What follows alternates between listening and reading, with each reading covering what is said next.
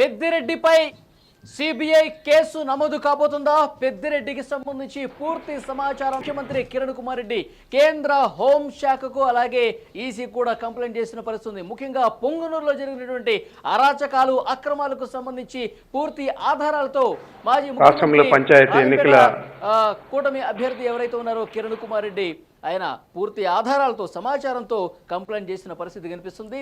అదే కాకుండా ఇప్పుడు ఈ విధంగా వదిలేస్తే ముఖ్యంగా మొత్తం రాయలసీమ వ్యాప్తంగా కూడా ఒక అరాచకాలు సృష్టించి వైసీపీ గెలిచే ప్రయత్నం చేస్తుంది.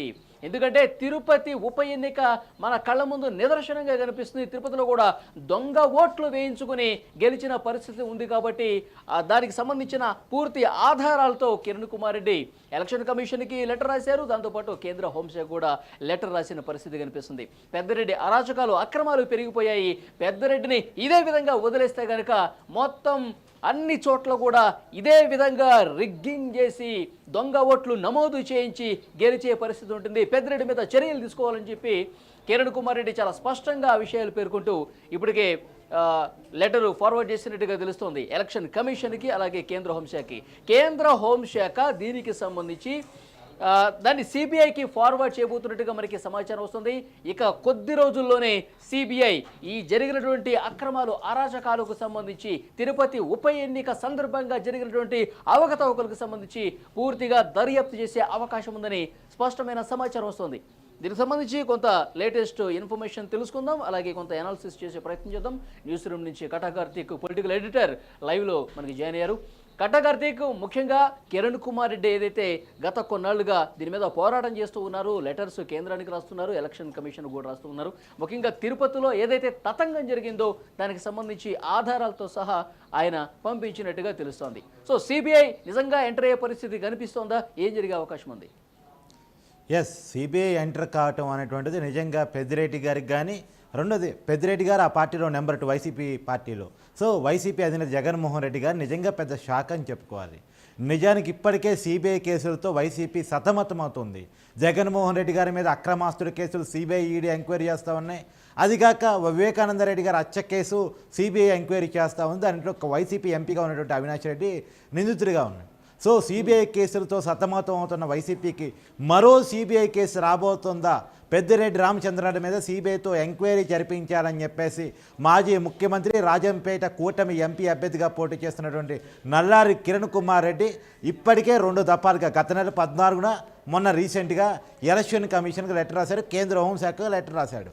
ఏమని లెటర్ రాశారు అంటే, తిరుపతి బై ఎలక్షన్ జరిగినటువంటి సమయంలో, అంటే తిరుపతి ఎంపీ గత వైసీపీ నుంచి గెలిచిన ఎంపీ అభ్యర్థి 2019 గెలిచిన ఎంపీ అభ్యర్థి కోవిడ్ కారణంగా అనారోగ్య కారణాలతో చనిపోవటం వల్ల బై ఎలక్షన్ వస్తే ఆ బై ఎలక్షన్స్లో వైసీపీ అక్రమాలకు పాల్పడి 31,000 ఎంపీ కార్డును డౌన్లోడ్ చేసుకొని ఎలక్షన్ కమిషన్ లాగిన్లు పెట్టుకొని 31,000 ఎంపీ కార్డులను కనుక డౌన్లోడ్ చేసుకొని దాంట్లో ఫోటో మార్పింగు, తర్వాత అభ్యర్థుల పేర్లు మార్పింగ్ చేసి 31,000 ఓట్లను దొంగ ఓట్లు వేయించేసుకొని వైసీపీ గెలిచింది అనేటువంటిది అభియోగం. దాని మీద ఆల్రెడీ కేసు నమోదైంది, ఎంక్వైరీ నడుస్తుంది, స్టేట్ పోలీసులు ఎంక్వైరీ చేస్తున్నారు.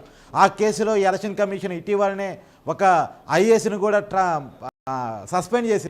సో ఇప్పుడు మొత్తం విషయం ఒక అధికారిని బలి చేయటం కాదు, అనామకులు ఎవరో కొంతమంది నిందితులు ఈ పని చేశారనేది కేసులో ఉంది. కానీ ఎవరు ఆ నిందితులు, ఎవరు అనామకులు, ఎవరు గుర్తుపట్టలేనటువంటి వ్యక్తులు అంటే ఆ వ్యక్తులు ఎవరో కాదు, పెద్దిరెడ్డి రామచంద్రారెడ్డి, పెద్దిరెడ్డి మిథున్ రెడ్డి, భూమన్ కరుణాకర్ రెడ్డి కుమారుడు అని చెప్పేసి కిరణ్ కుమార్ రెడ్డి ఆరోపణ చేస్తూ ఆధారాలతో ఒక లెటర్ అయితే వాళ్ళ, ఎందుకంటే స్టేట్ పోలీస్ ఈ కేసుని ఎంక్వైరీ చేస్తే స్టేట్ గవర్నమెంట్ హ్యాండ్ ఓవర్లో ఉంటుంది. కాబట్టి వాళ్ళు పెద్దిరెడ్డి మంత్రిగా ఉన్నటువంటి పెద్దిరెడ్డి రామచంద్రారెడ్డి మీద, తర్వాత ఎంపీగా వైసీపీకి ఉన్నటువంటి పెద్దిరెడ్డి మిథున్ రెడ్డి మీద కేసు నమోదు చేయలేరు. కాబట్టి ఖచ్చితంగా దీన్ని సిబిఐతో విచారణ జరిపించాలని చెప్పేసి కిరణ్ కుమార్ రెడ్డి కంప్లైంట్ చేశారు. వాస్తవానికి ఆయన బీజేపీ నాయకుడు కొన్ని వేల ఓట్లు దొంగ ఓట్లు చేర్చిన పరిస్థితి ఉందంటే కనుక, అంటే ఎలక్షన్ సంబంధించిన అధికారి లాగిన్ని వీళ్ళు దొరకబట్టుకుని దాని ఆధారంగా ఎపిక్ కార్డులు తయారు చేశారంటే దీన్ని ఏ విధంగా అర్థం చేసుకోవాలి? అంటే అధికార యంత్రాంగం ఉదాసీనత ఎక్కడ కనిపిస్తుందా, లేకపోతే నాయకులు బెదిరింపుల వల్ల వాళ్ళు లొంగిపోయారా? అంటే ఈ వ్యవహారం ఎట్లా జరిగి ఉండొచ్చు? ఆ లాగిన్లు ఇచ్చినటువంటి వ్యక్తి ఎవరైతే ఉన్నారో ప్రజెంట్ ఓ జిల్లా కలెక్టర్గా ఉన్నాడు, అతను ఐఏఎస్తో అతన్ని ఆల్రెడీ సస్పెండ్ చేయడం జరిగింది. సో ఒక అధికారిని బదిలీ చేయటం కాదు, ఆ లాగిన్స్ పట్టుకొని డౌన్లోడ్ చేసుకొని దొంగ ఓట్లు వేయించుకున్నటువంటి వాళ్ళని కూడా చేయాలి కదా, వాళ్ళ మీద కూడా చర్యలు ఉండాలి కదా అనేటువంటిది నల్లారి కిరణ్ కుమార్ రెడ్డి చేస్తున్నటువంటి ఆర్గ్యుమెంట్. అతను బీజేపీ నాయకుడు కూడా, బీజేపీలో చాలా కీలకమైన నాయకుడు, వాస్తవానికి ఇప్పుడు ఎంపీ అభ్యర్థిగా పోటీ చేస్తున్నారు. సో అతని లేఖను పరిగణలో తీసుకున్నటువంటి కేంద్ర హోంశాఖ ఎలక్షన్ కమిషన్ ఆ లెటర్స్ని సిబిఐకి ఫార్వర్డ్ చేసినట్టు మనకు అందుతున్న సమాచారం. ఇక సిబిఐ కేసు నమోదు చేసుకుని ఒక్కసారి కేంద్ర హోంశాఖ నుంచి ఒక కంప్లైంట్ సిబిఐకి వచ్చిందంటే ఖచ్చితంగా సిబిఐ కేసు నమోదు చేసుకుంటుంది. కాబట్టి ఇప్పుడు కేసు నమోదు చేసుకొని నోటీసులు జారీ చేయటం ఫస్ట్ స్టెప్గా ఉంటుంది. తర్వాత సిబిఐ ఎంక్వైరీ ముందుకెళ్లే అవకాశం ఉంది. సో ఇది నిజంగా పెద్దిరెడ్డి రామచంద్రారెడ్డికి ఇబ్బంది. వాస్తవానికి ఇప్పుడు కిరణ్ కుమార్ రెడ్డి పెద్దిరెడ్డి మిథున్ రెడ్డి మీద ఎంపీగా అభ్యర్థిగా పోటీ చేస్తూ ఉన్నాడు, రాజంపేటలో తలపడుతూ ఉన్నాడు. పెద్దిరెడ్డి రామచంద్రారెడ్డి ఏమో పొంగనూరులో పోటీ చేస్తూ ఉన్నాడు. వాస్తవంగా పెద్దిరెడ్డి ఎప్పుడూ వార్తల్లోనే ఉంటారు. ఇలా అరాచకాలు, అక్రమాలు, ఇలా కబ్జాలు, రౌడీయిజం ఇలాంటి వార్తల్లో ఉండే వ్యక్తి పెద్దిరెడ్డి రామచంద్రారెడ్డి. అంగళ్ళులో చంద్రబాబు నాయుడు మీద దాడి జరిగిందని, తర్వాత మొన్న మధ్య కూడా ఎన్నికల్లో పోటీ చేస్తున్న ఒక ఇండిపెండెంట్ క్యాండిడేట్ రామచంద్ర యాదవ్ మీద దాడి జరగడంలోనూ పెద్దిరెడ్డి పేరు వినపడుతూ ఉంటుంది. పెద్దిరెడ్డి అక్రమాలను కూడా మాజీ సీఎం కిరణ్ కుమార్ రెడ్డి కేంద్రానికి ఫిర్యాదు చేశాడు ఆ లెటర్లో. సో ఎప్పుడు అక్రమాలు, అరాచకాలు, రౌడీయిజం, కొట్లాటలు, దొంగ ఓట్లు, ఇది పెద్దిరెడ్డి చరిత్ర అంటువంటిది కిరణ్ కుమార్ రెడ్డి ఆరోపణ. సో వీటన్నిటి మీద ఎంక్వైరీ జరిపించాలని, కేంద్ర హోంశాఖను సిబిఐతో ఎంక్వైరీ జరిపించాలని ఆయన కోరారు. ఆయన కోరిక మేరకు కేంద్ర హోంశాఖ ఉన్న ఆల్రెడీ ఆ కేసు నమోదయ్యి ఉంది కాబట్టి, ఇది ఏదైందని చెప్తుంది, దొంగోటు సంబంధించిన కేసు ఆల్రెడీ నమోదయ్యి ఉంది కాబట్టి, దానిలో కొన్ని ఆధారాలు ఆల్రెడీ సేకరించబడి ఉన్నాయి కాబట్టి ఇప్పుడు ఆ కేసుని సిబిఐకి ట్రాన్స్ఫర్ చేయడం జరిగింది. సిబిఐ పెద్దిరెడ్డి రామచంద్రారెడ్డిని, తర్వాత పెద్దిరెడ్డి మిథున్ రెడ్డిని, అదికాక భూమన్ కరుణాకర్ రెడ్డి కుమారుణ్ణి ఈ కేసులో చేర్చి వాళ్ళకి నోటీసులు ఇవ్వబోతా ఉందన్నది మనకున్న సమాచారం. ఖచ్చితంగా ఇది వైసీపీకి ఎన్నికల సమయంలో చాలా పెద్ద షాక్గా చెప్పుకోవాలి. అందులోనూ కడప, రాజంపేట, తర్వాత తిరుపతి, చిత్తూరు ఈ ప్రాంతాల్లో భారీ ఎత్తున తమకి విజయావకాశాలు వస్తాయని, ఎక్కువ ఎమ్మెల్యే సీట్లు వస్తాయని ఆశిస్తున్నటువంటి సమయంలో ఇప్పుడు పెద్దిరెడ్డి రామచంద్రారెడ్డి కనుక సిబిఐ ఎంక్వైరీ పడి అతని ఎంక్వైరీలో ఒకవేళ అరెస్టు జరగవచ్చేమో, అరెస్టు జరిగితే మాత్రం ఖచ్చితంగా ఆ ప్రభావం ఉమ్మడి చిత్తూరు జిల్లా మీద, ఉమ్మడి కడప జిల్లా మీద చాలా పెద్ద ఎత్తున ఉండే అవకాశం ఉంది. సో కనీసం నోటీస్ ఇచ్చి ఎంక్వైరీ పిలిచినా కానీ అది ఉమ్మడి చిత్తూరు, ఉమ్మడి కడప జిల్లాల మీద చాలా పెద్ద ప్రభావం ఉండే అవకాశం ఉంది. కేంద్ర హోంశాఖ చాలా సీరియస్గా ఈ వ్యవహారానికి సంబంధించి ఆలోచన చేస్తున్నట్టుగా తెలుస్తుంది.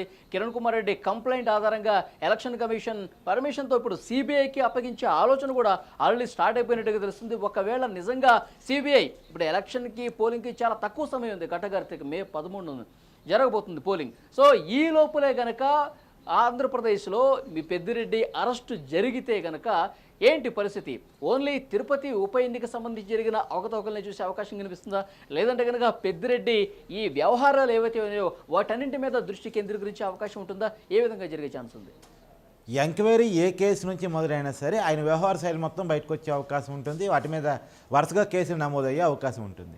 సో తిరుపతి బై ఎలక్షన్స్లో పాల్పడ్డ అక్రమాలు అయితే ఏంది, దొంగ ఓట్లు అయితే ఏంది, అవి గనక తేలితే వాస్తవానికి రాబోయే కాలంలో ఎన్నికల్లో పోటీ చేయడానికి కూడా పెద్దిరెడ్డి అనర్హుడయ్యే అవకాశం ఉంటుంది. మరి నిజానికి చాలా కీలకమైన దెబ్బ. వాస్తవానికి వైసీపీ పార్టీకి సిబిఐ గండం ఉందంటే అవుననే అనిపిస్తుంది. ఎందుకంటే సాక్షాత్తు వైసీపీ అధినేత జగన్మోహన్ రెడ్డి గారు సిబిఐ కేసులు ఎదుర్కొంటూ ఉన్నారు. వాళ్ళ సోదరుడు, వాళ్ళ వరుసకి ఇప్పుడు కడప ఎంపీగా ఉన్నటువంటి YS Avinash Reddy CBI case ఎదుర్కొంటూ ఉన్నాడు. ఇప్పుడు పెద్దిరెడ్డి మీద సిబిఐ కేసు నమోదైతే వైసీపీ పార్టీకి సిబిఐ గండం ఉందనేటువంటిది కూడా ఒకటి కనపడుతూ ఉంది. వాస్తవంగా ఈసారి అధికారం పోతే పాత సిబిఐ కేసులు అనేది తిరగదోడి 32 ఛార్జ్షీట్లు ఉన్న జగన్మోహన్ రెడ్డి గారి మీద, వాటన్నిటి విషయంలో అతను బెయిల్ గనక క్యాన్సిల్ అయితే జగన్మోహన్ రెడ్డి గారు మళ్ళీ అరెస్ట్ అయ్యే అవకాశం ఉందనే వార్తలు కూడా వినపడుతున్న సమయంలో పెద్దిరెడ్డి గారి కనుక ఇప్పుడు సిబిఐ కేసు నమోదయ్యి ఆయన అరెస్ట్ కనుక జరిగిపోతే ఇప్పటికీ జగన్మోహన్ రెడ్డి గారు బెయిల్లో ఉన్నారు, అవినాష్ రెడ్డి గారు ముందస్తు బెయిల్లో ఉన్నారు. ఇప్పుడు పెద్దిరెడ్డి రామచంద్రారెడ్డి గారి వ్యవహారం ఎట్టుంటుంది, అతని మీద కేసు ఎలా ఉంటుంది అనేది చూడాల్సి ఉంది. కానీ పెద్దిరెడ్డి విషయంలో కనుక జరిగితే పెద్దిరెడ్డి మీద సిబిఐ పడ్డా పడకపోయినా అధికారం మారితే మాత్రం కూటమి ప్రభుత్వం, చంద్రబాబు నాయుడు, అదే చిత్తూరు జిల్లాలో కుప్పం నుంచి పోటీ చేస్తున్నటువంటి చంద్రబాబు నాయుడు పెద్దిరెడ్డిని వదిలిపెట్టడు. ఎందుకంటే కుప్పంలో చంద్రబాబు నాయుడిని ఓడించడం కోసం చాలా అక్రమాలకు పాల్పడ్డాడని, కుప్పంలో టీడీపీ కార్యకర్తల మీద అనేక కేసులు పెట్టించాడని, బెదిరింపులకు పాల్పడ్డాడని, రౌడీజం చేశాడని, దొంగ ఓట్ల ద్వారా కుప్పంలో టీడీపీని ఓడించడం కోసం చాలా ప్రయత్నాలు చేశాడని, లోకల్ బాడీ ఎలక్షన్స్లో మున్సిపల్, జడ్పీటీసీ, ఎంపీటీసీ, సర్పంచ్ ఎలక్షన్స్లో అనేక అక్రమాల ద్వారా, అధికార దుర్వినియోగం ద్వారా టీడీపీని ఓడించే ప్రయత్నం చేశాడని చంద్రబాబు నాయుడు పెద్దిరెడ్డి మీద చాలా తీవ్రమైన ఆగ్రహంతో ఉన్నాడు. కాబట్టి స్టేట్ పోలీసును ఉపయోగించైనా సరే పెద్దిరెడ్డి మీద ఆల్రెడీ పెద్దిరెడ్డి మీద కేసులు నమోదయ్యి ఉన్నాయి. అంగల్ కేసు పెద్దిరెడ్డి మీద కొంత నమోదయ్యి ఉంది. అంటే కేవలం పెద్దిరెడ్డి కావాలని చంద్రబాబు నాయుడు రాలేపించారని చెప్పేసి. కాకపోతే వైసీపీ అధికారం ఉండటం వల్ల ఆ కేసులో ఎలాంటి పురోగతి సాధించలేదు. కానీ కూటమి ప్రభుత్వం అధికారంలోకి వస్తే ఖచ్చితంగా ఉన్న కేసుతో పాటు కొత్త కేసులు యాడింగ్ చేసినా సరే పెద్దిరెడ్డి మీద కేసులు సీరియస్గా తీసుకుంటారు, అరెస్ట్ చేస్తారు, ఖచ్చితంగా అక్కడ జైలుకి పంపించే పరిస్థితి ఖచ్చితంగా కనపడతా ఉంది మనకి. సో ఇంకొక ముఖ్యమైన విషయం ఘటా కార్తీక్, ముఖ్యంగా ఎంపీ స్థానాలు వీలైనన్ని సౌత్ నుంచి సాధించాలన్న తపనతో భారతీయ జనతా పార్టీ ఉంది.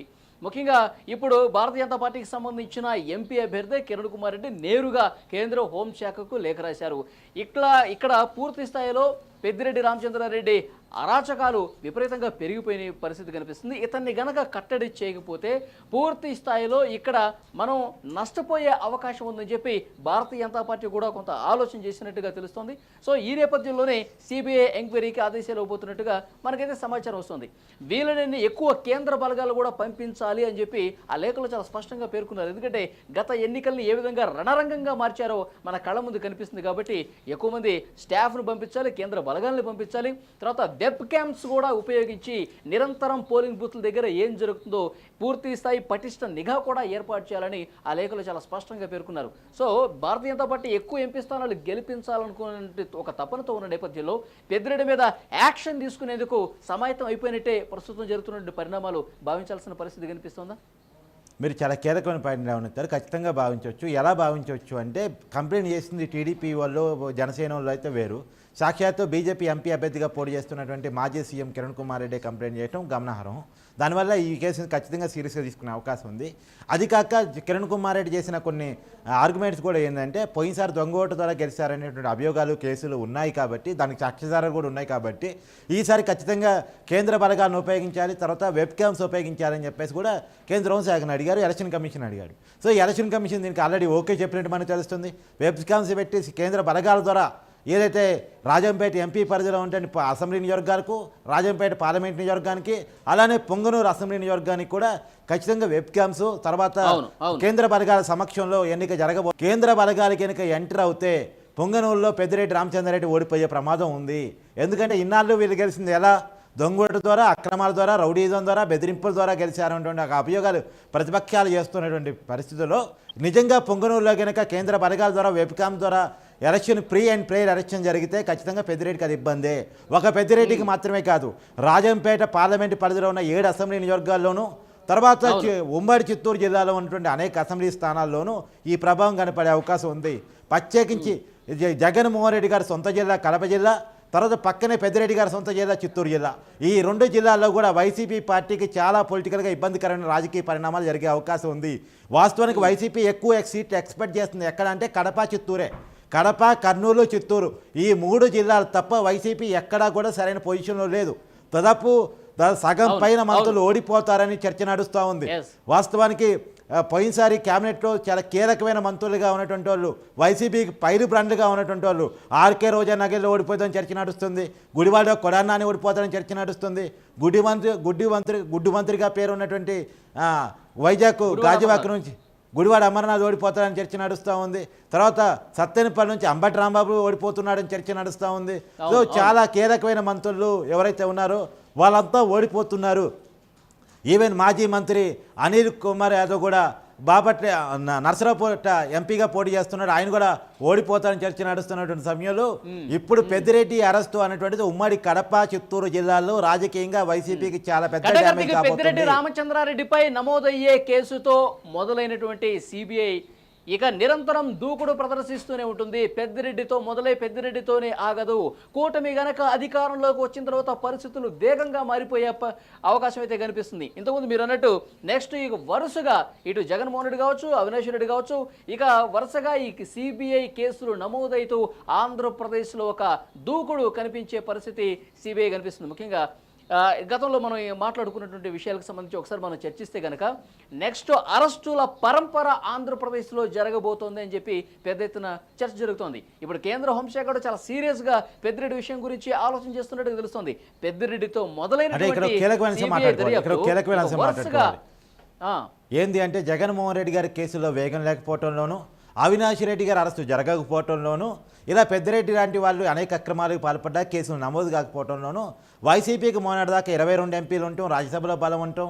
రెండోది టీడీపీ బీజేపీకి దూరంగా ఉంటాం. ఇవన్నీ వైసీపీ దగ్గరగా ఉంటాం. ఈ రాజకీయ పరిణామాలన్నీ వైసీపీ రక్షించాయి, జగన్మోహన్ రెడ్డి గారిని రక్షించాయి. కానీ ఇప్పుడు కూటమిలో టీడీపీ ఎన్డీఏలో టీడీపీ చేరిపోయింది. అదిగాక వైసీపీ గతంలో ఉన్న ఎంపీలు ఈసారి గెలిచే పరిస్థితి లేదు. సీన్ రివర్స్ అయ్యే పరిస్థితి ఉంది. ఆ 22 ఏమో టీడీపీకి వచ్చే అవకాశం ఉంది, ఆ 3 ఏమో వైసీపీకి వచ్చే అవకాశం ఉంది. సో ఖచ్చితంగా పార్లమెంట్లో వైసీపీ బలం పడిపోతుంది. తర్వాత టీడీపీ ఏమో ఎన్డీఏ కూటమిలో చేరిపోయింది. సో వైసీపీతో రాజకీయంగా సంబంధాలు అవసరమైన పరిస్థితుల్లో బీజేపీ పడ్డ తర్వాత ఇప్పుడు పాత కేసులన్నీ కూడా ముందుకొచ్చే అవకాశం ఉంది. అవినాష్ రెడ్డి అరెస్టు జరిగే పరిస్థితి ఉంది. జగన్మోహన్ రెడ్డి గారి బెయిలు రద్దయ్యే అవకాశం ఉంది. పెద్దిరెడ్డి గారి కేసులుగా నమోదై స్పీడప్ అయ్యే అవకాశం ఉంది. సో ఏది అయినా మే 13 తర్వాత ప్రత్యేకించి ఇంకా చెప్పాలంటే జూన్ 4 రిజల్ట్ వచ్చిన తర్వాత వైసీపీ రాజకీయ పరిణామాలు చాలా ఇబ్బందికరంగా మారే అవకాశం ఉంది. మనం చూస్తూ ఉన్నాం తెలంగాణలో బీఆర్ఎస్ పార్టీ చాలా హవా కొనసాగించింది. కేసీఆర్ అంటే చాలా పెద్ద నాయకుడు, అతను టచ్ చేయడం కూడా సాధ్యం కాదన్న పరిస్థితి నుంచి రేపో మాపో కేసీఆర్ అరెస్ట్ అవుతారు అనుకునే పరిస్థితికి బీఆర్ఎస్ కేవలం అధికారం కోల్పోయిన 6 నెలలు ఎలా ఉందో రేపు వైసీపీ కూడా అదే పరిస్థితి రాబోతుందంటే అవునని వినపడుతుంది. ఎందుకంటే వైసీపీ మీద ఉన్న ఆరోపణలు అలాంటివి, వైసీపీ నాయకుల మీద ఉన్న కేసులు అలాంటివి. సాక్షాత్తు ఈడీ సిబిఐ సంస్థలు వైసీపీ నాయకుల మీద అనేక కేసులు నమోదు చేసి ఎంక్వైరీ చేస్తున్నటువంటి సమయంలో వైసీపీకి రాజకీయంగా రాబోయేకారు. ఇప్పుడు కేసీఆర్ మీద అన్న సిబిఐలు ఈడీలు ఇంకా లేవు, ఏ మాటగా మాట. కానీ జగన్మోహన్ రెడ్డి గారి మీద సిబిఐ ఉంది, ఈడీ ఉంది. అవినాష్ రెడ్డి మీద సిబిఐ ఉంది.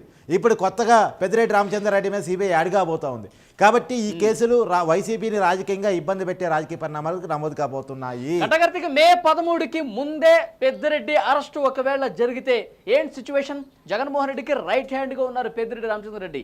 రాయలసీమలో పూర్తిగా తన మంది మార్బలంతో కట్టుదిట్టంగా వాళ్ళందరూ వ్యవహరిస్తూ వైసీపీకి ఎక్కువ స్థానాలు ఏదో రకంగా అరాచకం చేసి సాధించాలనే ఆలోచనతో పెద్దిరెడ్డి కనిపిస్తున్నారు. ఆయనే అరెస్ట్ అయిన పరిస్థితి ఉంటే కనుక ఏంటి సిచ్యువేషన్? నిజంగా జగన్మోహన్ రెడ్డికి రాయలసీమలో ఆశాస్పాషగా ఉన్నటువంటి పెద్దిరెడ్డి రామచంద్రారెడ్డి కనుక అరెస్ట్ అయితే ఖచ్చితంగా రాయలసీమ మొత్తం ఆ ప్రభావం పడుతుంది. ఇందాక నేను చెప్పినట్టు ప్రత్యేకించి ఉమ్మడి కడప, చిత్తూరు జిల్లాల మీద ప్రభావం పడుతుంది. ఉమ్మడి కడప జిల్లాలో మొత్తం క్లీన్ స్వీప్ చేయాలనుకుంటున్న వైసీపీ ఆశ నెరవేరే అవకాశం లేదు. కానీ ఇప్పటికే కొన్ని కమలాపురం, మైదుకూరు, రాజంపేట ఇలాంటి కొన్ని స్థానాల్లో ఇప్పటికే టీడీపీ కొంత కూటమి హవా చూపిస్తున్న సమయంలో గతంలో క్లీన్ స్వీప్ చేసిన వైసీపీ దాదాపు సగం స్థానాలని కడప జిల్లా నుంచి కోల్పోతే, చిత్తూరు జిల్లా నుంచి కూడా సగం పైన స్థానాలను కోల్పోతే వైసీపీ కొద్దిగా బలమైన ప్రతిపక్షంగా ఉండాలని కోరుకుంటున్నాను. అధికారం అనే ఆశ పోయిందని నేను అనుకుంటున్నాను. ఇంకా అధికారం వచ్చింది అనుకున్న భ్రమంలో వైసీపీ ఉందని నేను అనుకోవట్లేదు. ఇప్పటికే సగం మంది మంత్రులు ప్రచారాన్ని కూడా చేతులు ఎత్తేశారు. ఇప్పటికే ఆర్కే రోజా తను పారన్ కూడా టికెట్లు బుక్ చేసుకుందంటే పోదామని.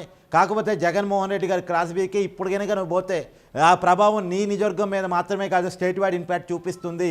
వైసీపీ ఓడిపోతుందని ఒక రాజకీయ ప్రచారం జరుగుతుంది, కాబట్టి నువ్వు అలా పోవటానికి వీల్లేదు అని చెప్పిన తర్వాత అతను ఆగిపోయాడంట. ఆమె ఆగిపోయిందంట. అలా అనేక మంది మంత్రులు ప్రచారాన్ని వదిలేసి చేతులెత్తేసి ఇంట్లో కూర్చుంటున్న పరిస్థితుల్లో ఇప్పుడు కనుక ఈ కేసు పెద్దిరెడ్డి అరెస్ట్ కనుక జరిగితే అది రాజకీయంగా వైసీపీకి చాలా పెద్ద డ్యామేజ్ కాబోతుంది.